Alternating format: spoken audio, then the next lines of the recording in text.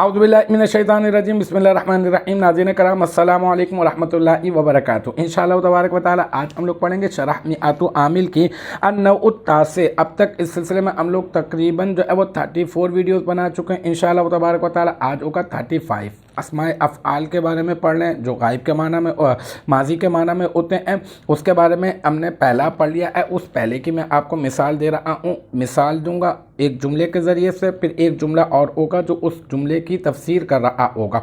तो मुफस्सिर वाली जो है ना वो तरकीब कर रहा हूँ अभी मैं। तो इबारत है मिसलु हैहाता ज़ैदुन आई बाउदा ज़ैदुन। कहा था ना इसके बाद जो इसम होगा वो आलत रफ़ाई में होगा, फ़ाइल होने की बिना पर तो ये आलत रफ़ाई में ही है।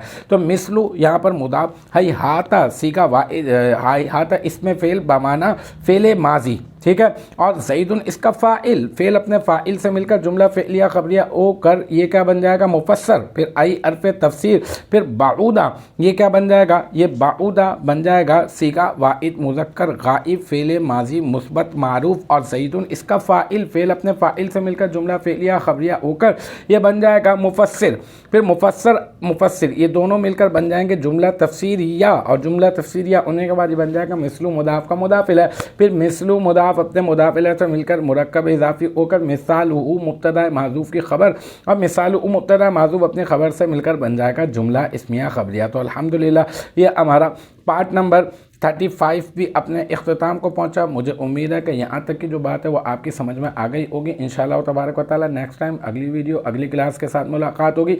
जब तक आप अपना बहुत ख्याल रखिएगा। व आखिरु दावाना अनिल हम्दुलिल्लाहि रब्बिल आलमीन।